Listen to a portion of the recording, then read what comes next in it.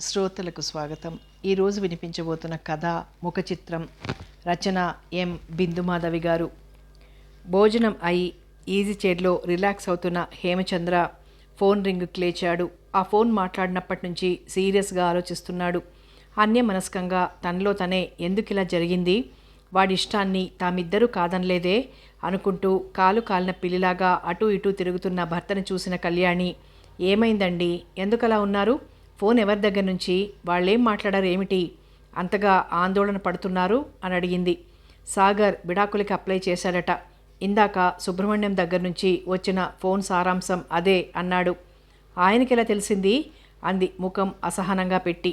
సుబ్రహ్మణ్యం కొడుకు మనవాడు, ఫ్రెండ్స్ కదా, వాడితో చెప్పాడట. అయినా వీడికేం తీపరం, కావాలని కోరి చేసుకున్నాడు కదా. జీవితం అంటే 4 రోజులు వేసుకొని నచ్చలేదని అవతల పారేసే షర్టు కాదు, అంత తేలిగ్గా తీసుకునే విషయమూ కాదు. వాడు ఆ అమ్మాయిని మనకి చూపించి ఈ అమ్మాయిని తప్ప ఇంకొకరిని చేసుకోను అని కరాఖండిగా చెప్పినప్పుడు 1కి 2 సార్లు ఆలోచించు. ఒకసారి చేసుకున్నాక కష్టమైనా సుఖమైనా చివరిదాకా వాళ్లతో సర్దుకు బతకటం నేర్చుకోవాలి అని మనిద్దరం చెప్పాం. ఆ అమ్మాయి నా కొలీగ్, 4 ఏళ్ల నుంచి చూస్తున్నాను. అన్ని విషయాల్లో నాకు తగిన వ్యక్తి. తన వేషభాషలు, మాట తీరు అన్నీ నాకు నచ్చాయి. అన్నింటికంటే ఎక్కువగా ఒకే లైన్ ఆఫ్ వర్క్లో ఉన్నాం. జీతాలు ఇంచుమించు ఒకటే. ఇద్దరం ఎన్నో విషయాలు షేర్ చేసుకోవచ్చు అని బోడి కబుర్లు చెప్పాడు. ఇప్పుడు అవన్నీ ఏమయ్యాయో. అయినా తల్లిదండ్రులం, ఇంత ముఖ్యమైన విషయం మనకు చెప్పకుండా ఎవరికో చెబితే వాళ్ళొచ్చి మనకి చెప్పటమేమిటి అన్నాడు ముఖాన గంటు పెట్టుకొని హేమచంద్ర. హేమచంద్రకి గత సంవత్సరం కళ్ళ ముందు రీల్లాగా తిరిగింది.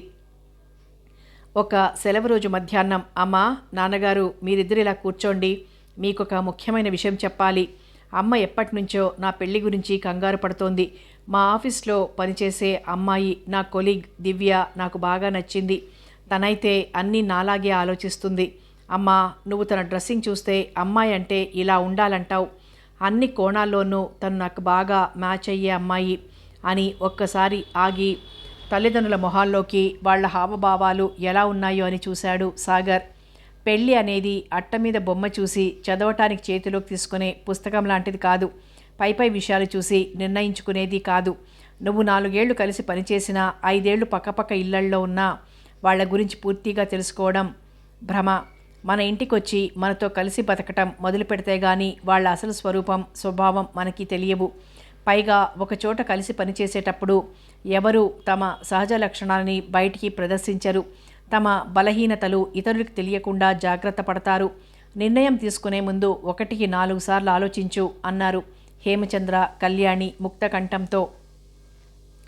పిల్లలు సుఖంగా ఉండటం ముఖ్యమని నమ్మే తల్లిదండ్రులవటం వల్ల కొడుకు అంత నమ్మకంగా చెప్పిన తర్వాత సాగర్ ఇష్టప్రకారమే సాగర్ దివ్యలకి దగ్గరుండి పెళ్లి జరిపించారు. సాగర్ ఉద్యోగం బెంగళూరులో, దివ్య ఉద్యోగం కూడా అక్కడే అవటంతో కొత్త ఆశలతో కొత్త ఇంట్లోకి, కొత్త కాపురంలోకి అడుగుపెట్టారు.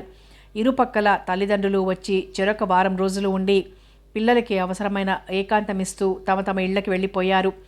6 నెలల కాలం కొత్త కుండలోని నీటిలాగా తీయగా పిల్లల కాపురం సాగుతున్నదని ఇరుపక్కల తల్లిదండ్రులు సంతోషంగా ఉన్నారు. ఇంకొక 6 నెలలు వాళ్ళ ప్రాజెక్ట్ వర్కులతో బిజీగా గడిచింది. సాగర్ దగ్గర నుంచి శుభవార్త వస్తుందని ఎదురుచూస్తున్నారు. ఇంతలో పిడుగులాంటి ఈ విడాకుల వార్త విని కళ్యాణి దంపతులు తల్లడిల్లిపోయారు.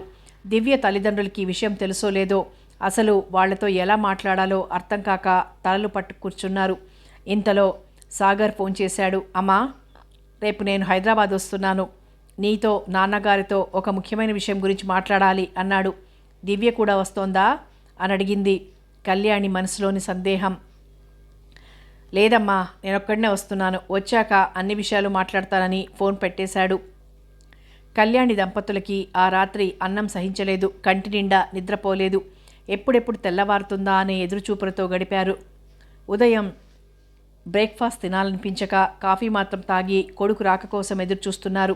మధ్యాహ్నం 12ంటికి వచ్చిన కొడుకుతో, ఏమైందిరా, ఎందుకింత హఠాత్తుగా వచ్చావు, ముఖ్యమైన విషయం అన్నావు, ఫోన్లో చెప్పొచ్చు కదా. వర్కింగ్ డే రోజు పరిగెత్తుకొచ్చేటంత అర్జెంటు విషయాలు ఏముంటాయి, మీ ఇద్దరి ఆరోగ్యాలు బాగానే ఉన్నాయా, అసలు తిళ్ళు తింటున్నారా, ఆఫీస్ వర్కు, టార్గెట్సు, ప్రోడక్ట్ లాంచింగ్ అంటూ ల్యాప్టాప్లకి అతుక్కుపోతున్నారా, ఉద్యోగాల్లో సమస్యలేం లేవు కదా అన్నారు ఇద్దరూ ఏమీ తెలియనట్టు. అమ్మా, ముందు అన్నం పెట్టు. నీ చేతి వంట తిని ఎన్నాళ్లైందో. భోజనం అయ్యాక మాట్లాడతాను. రుచికరమైన భోజనానికి మొహం వాచినట్టుంది అన్నాడు సాగర్ అక్కడున్న న్యూస్ పేపర్ చేతిలోకి తీసుకుంటూ. బ్రేక్ఫాస్ట్ తినే మూడ్ లేక ఏమీ తినకుండా ఉదయం నుంచి కొడుకు కోసం ఎదురుచూస్తున్న కళ్యాణికి ఒక్కసారిగా ఆకలి గుర్తొచ్చింది. గబగబా వెళ్ళి కొడుక్కిష్టమైన వంట చేసి భోజనానికి పిలిచింది. కొడుకు ఏం చెబుతాడో అనే ఆదుర్దాతో వాళ్ళు సంభాషణ ఎలా ప్రారంభించాలా అనే సందేహంతో సాగర్ డైనింగ్ టేబుల్ దగ్గర నిశ్శబ్దంగా అన్నం తినే పనిలో పడ్డారు. హాల్లోకి వచ్చిన తల్లిదండ్రుల్ని కూర్చోబెట్టి, అమ్మా, నాన్న, ప్రశాంతంగా వినండి. నేను దివ్య విడిపోవాలని నిర్ణయించుకున్నాం అన్నాడు దీర్ఘ నిశ్వాసం తీసుకుంటూ. అంత పరిస్థితి ఏమొచ్చింది? ఇద్దరూ ఇష్టపడే అన్నీ ఆలోచించే పెళ్లి చేసుకున్నారు కదా. తనకసలు ఏ పని రాదమ్మా, వంట కూడా రాదు. చెయ్యాలన్న ఆసక్తి లేదు. రోజు స్విగ్గీలో ఏదో ఒకటి తెప్పించుకు తింటుంది. ఎప్పుడు చూసినా ఫోన్ మాట్లాడుతూ ఉంటుంది. మధ్యలో పిలిస్తే నన్నొక విలన్లాగా చూస్తుంది. తన వర్క్, టార్గెట్సు, తన ఫ్రెండ్సు తప్ప నేనంటూ ఒక వ్యక్తిని తన జీవితంలో ఉన్నట్టే అనుకోదు. నాతో ఏకాంతం, బెడ్ షేరింగ్ ఎప్పుడో తప్ప ఇష్టపడదు. తన దగ్గరకు తీసుకోవాలని ప్రయత్నిస్తే చిరాగ్గా మొహం పెడుతుంది. పోనీ తనని ఆ మూడ్లోకి తీసుకెళ్దామని వీకెండ్స్లో సరదాగా ఏ పార్కుకో వెళ్దామంటే నువ్వడగ్గానే నీ వెంటపడి వచ్చేయాలా, నాకు ఇవాళ మూడ్ లేదు అంటుంది. నేను బాగా పని ఒత్తిడిలో ఉన్నప్పుడు బోర్ కొడుతోంది, అలా ఔటింగ్కి వెళ్ళొద్దాం అని గొడవ చేస్తుంది. తను కూడా ఉద్యోగం చేస్తోంది. అందులో ఉండే కష్టసుఖాలు తనకి తెలుసు. అయినా తన మాట సాగాలనే పంతం అని ఆగాడు. ఇవి మచ్చుకి కొన్ని అన్నట్టు. ఫ్రెండ్స్తో చాటింగ్లో నా గురించి ఏం చెబుతుందో ఏమో. నన్ను కలిసినప్పుడు వాళ్ళల్లో వాళ్ళు సైగలు చేసుకుంటూ నా వంక చూసి నవ్వుకుంటూ ఉంటారు. కొడుకు చెప్పింది విని తలపంకించింది కళ్యాణి. మేము నీకు ముందే చెప్పాం, పెళ్ళంటే పై మెరుగులు చూసి నిర్ణయాలు తీసుకోకూడదు అని, అనేక విషయాలు ఆలోచించాలి అని. నీకు గుర్తుందా, చిన్నప్పుడు మనం ఇంట్లో తెప్పించే వారపత్రిక కవర్ మీద బొమ్మ చూసి నువ్వొక రకంగా, బామ్మ ఇంకొక రకంగా మొహాలు పెట్టేవాళ్ళు. దేవుడు బొమ్మ వేస్తే ఆవిడ సంతోషపడేది. సినిమా హీరో హీరోయిన్ల బొమ్మ వేస్తే నీకు నచ్చేది.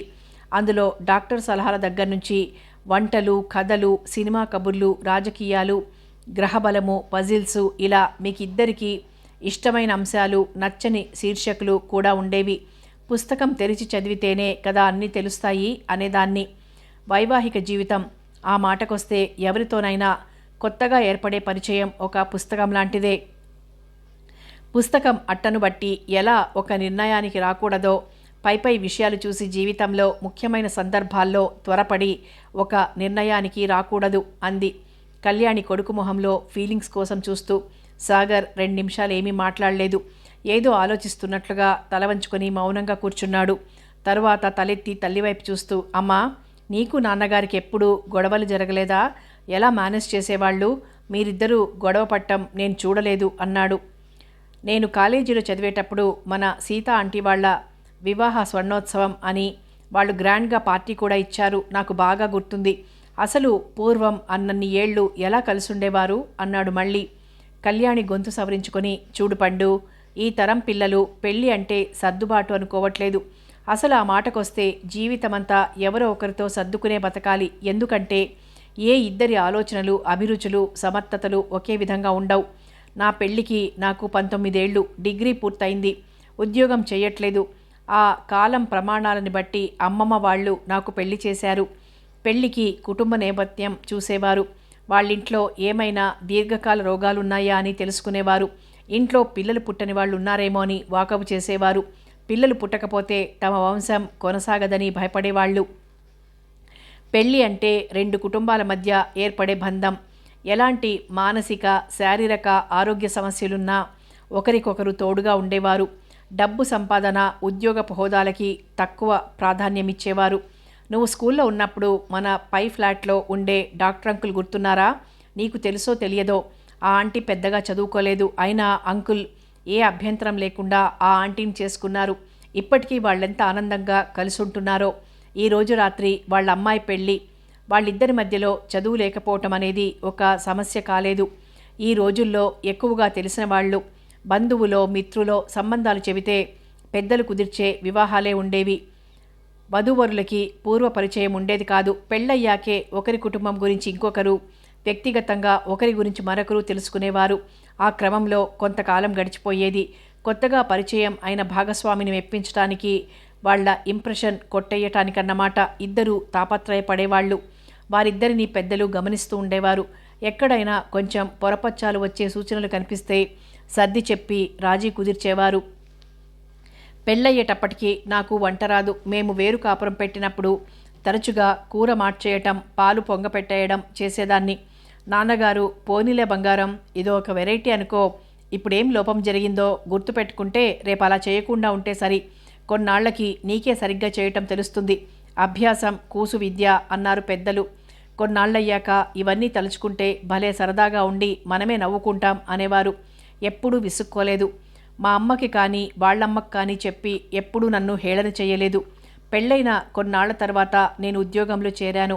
అప్పటికి నాకు ఇల్లు ఎలా నిర్వహించుకోవాలో తెలిసింది. ఈలోపు ఇంట్లోకి అన్నీ నాకు పువ్వులు చీరలతో సహా నాన్నగారే సమకూర్చేవారు. ఈ తరం ఆడపిల్లలు ఆర్థిక స్వాతంత్రం కావాలని ఉద్యోగాల్లో చేరాకనే పెళ్లి చేసుకుంటున్నారు. డ్రైవింగ్ నేర్చుకుని స్కూటరో కారో కొనుక్కుంటున్నారు. ఏ విషయానికి ఎవరి మీద ఆధారపడక్కర్లేదు. పెళ్లి నాటికే ఇరువురికి జీవితంలో ప్రతి విషయం మీద స్పష్టమైన అభిప్రాయాలు ఏర్పడుతున్నాయి. ఒక రకంగా ఆ అభిప్రాయాలు నిర్దిష్టంగా నిక్కచ్చిగా ఉంటున్నాయి. అవసరమైనప్పుడు తమ అభిప్రాయాలు మార్చుకోవటానికి కానీ సర్దుకుపోవటానికి కానీ ఇద్దరిలో ఎవ్వరూ ఇష్టపడట్లేదు. కుటుంబ పద్ధతులు, వ్యక్తిగత అలవాట్లు, మనస్తత్వాలు ఏవీ చూసుకోకుండా రూపం చూసి నచ్చిందని పెళ్ళిళ్ళు చేసుకుంటున్నారు. ఎవ్వరూ దేనికి రాజీ పడట్లేదు. ఒక రకంగా అది కూడా సమస్యలకి దారితీస్తున్నదేమో అనిపిస్తోంది. జీవితం ఎక్కువ కాలం హాయిగా సాగాలంటే ముందు భార్యాభర్తలిద్దరి మధ్య స్నేహం అనేది ముఖ్యం. ఇప్పుడు మీకు మీరు కుదుర్చుకొని చేసుకుంటున్న పెళ్ళిళ్లలో ఇద్దరి మధ్య కాస్తైనా కొత్తదనం అంటూ ఉండట్లేదు. మెల్లగా స్నేహం ఏర్పడి ఒకరినొకరు అర్థం చేసుకోవటం అనే విషయానికి ఆస్కారం ఉండట్లేదు. వివాహ బంధంలోకి ప్రవేశించేటప్పటికే ఒకరినొకరు ఒరేయ్ ఒసేయ్ అని పిలుచుకునే చనువు ఉంటోంది. మితిమీరిన ఆ చనువు మీలో అనుబంధానికి బదులు లెక్కలేనితనాన్ని పెంచుతోంది. ఎవరు ఎవరి మీద డబ్బు కోసం ఆధారపడక్కర్లేదు. దానివల్ల ఎవరు ఎక్కువ ఎవరు తక్కువ అనే ధోరణి పెరుగుతోంది. అక్కడి నుంచి మాట మాట అనుకోవటం, కనీస మర్యాదను కూడా వదిలేసి నోటికి ఎంత వస్తే అంతా తిట్టుకోవటం జరుగుతోంది.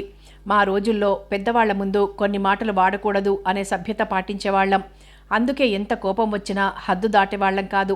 ఒకవేళ పరిస్థితి అదుపు తప్పుతోంది అని పెద్దలు గమనిస్తే అమ్మాయినలా సినిమాకి తీసుకెళ్లమనో ఇద్దరూ కలిసి గుడికెళ్ళి రమ్మనో పంపించేవాళ్ళు. భర్తని ఎలా ఆకట్టుకోవాలో అమ్మాయికి చెప్పేవాళ్ళు. అమ్మాయిని ఎలా జాగ్రత్తగా చూసుకోవాలో అబ్బాయికి చెప్పేవాళ్ళు.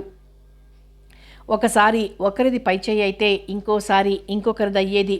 అది లొంగుబాటు తనమనో బానిసత్వమనో అనుకోకూడదు. పట్టు విడుపు తెలియటమే ముఖ్యం.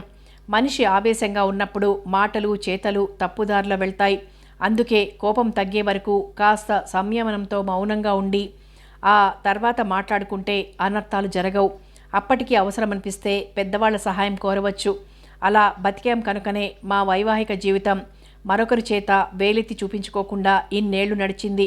ఇప్పుడు మీ జీవితాలు చాలా సెల్ఫ్ సెంటర్డ్గా ఉంటున్నాయి. పెద్దలు అనే కాదు, మూడో వ్యక్తి ప్రమేయం జోక్యం మీరు ఇష్టపడట్లేదు. దివ్యకి ఏ పని రాదన్నావు, నీకొచ్చా? ఆ అమ్మాయికి వంట చేతకాకపోవచ్చు, కానీ ఇల్లు నీట్గా అందంగా సర్దే నేర్పుండొచ్చు. ఫోన్లో ఎక్కువసేపు మాట్లాడుతూ ఉండొచ్చు, కానీ ఫైనాన్షియల్ ప్లానింగ్ బాగా తెలిసుండొచ్చు. తన బలం తెలిసిన చోట నువ్వు పొగడటం నేర్చుకోవాలి. బలహీనతను అర్థం చేసుకుని సర్దుకుపోగలగాలి. అలా ఆ అమ్మాయి మనసు గెలుచుకోవాలి. నీ విషయంలో ఆ అమ్మాయి అలాగే ఉండాలి. ఇద్దరిలో ఎవరి వల్ల తప్పు జరిగినా వేలెత్తి చూపించడం కాక వేలందించి ముందుకు సాగటం అలవాటు చేసుకోవాలి. మానవ సంబంధాలనేవి ఎంతో సున్నితమైన బంధాలు. చాలా జాగ్రత్తగా కాపాడుకోవాలి. ఆ విఘ్నత నేర్పు ఉన్న వాళ్ళ జీవితాలు చిరకాలం బాగుంటాయి. ఇప్పుడు ఆవేశంలో విడిపోవాలనుకుంటున్నారు. సరే, ఇలాగే ఒంటరిగా ఎప్పటికీ బతకలేవు కదా. రేపు ఇంకో అమ్మాయిని చేసుకుంటే ఆ అమ్మాయిలో మాత్రం నీకు నచ్చని విషయాలు ఉండవనే గ్యారెంటీ ఏముంది? అందుకే తొందరపడకు. ఇంకాస్త టైం తీసుకొని మరోసారి మాట్లాడి అప్పుడు నిర్ణయం తీసుకోవచ్చు. ఇంతకీ నువ్వు ఇక్కడికి వస్తున్నట్లు దివ్యకు చెప్పావా? అసలు ఉద్యోగపు ఒత్తిడిలు తప్ప మీ తరం పిల్లలు పెళ్ళయ్యాక మనసు విప్పి స్నేహంగా ఎప్పుడైనా మాట్లాడుకుంటారా? తను చిరాగ్గా ఉన్నప్పుడు నువ్వే ఒక అడుగు ముందుకేసి, చాలా అలసిపోయావు, కాసేపు రిలాక్స్ అవ్వు, నీకోసం ఇవాళ వంట చేశాను అని చెప్పి చూడు. ఎంత మార్పు వస్తుందో. పొగడ్తకి ప్రేమకి పడని వాళ్ళెవరుంటారా అంటూ కళ్యాణి దంపతులు కొడుక్కి నచ్చజెప్పి ఇంకొన్ని రోజులు వేచి చూడు, అప్పటికీ కలిసి ఉండలేమనిపిస్తే అప్పుడే ఆలోచించవచ్చు అని తాత్కాలిక పరిష్కారం చెబుతూ కొడుక్కి కౌన్సిలింగ్ చేశారు. ఇలా ఎవరో ఒకరు చెప్పకనే ఈ కాలం పిల్లలు ఈగోలతో జీవితాలు పాడు చేసుకుంటున్నారు. చదువులు ఎక్కువై సర్దుబాటు తక్కువ అవుతోంది. మనం అమ్మాయి తరపైన అబ్బాయి తరపైన పెళ్ళంటూ జరిగాక వాళ్ళిద్దరూ మన పిల్లలే, వాళ్ళ జీవితాలు బాగుండటం మనకి ముఖ్యం.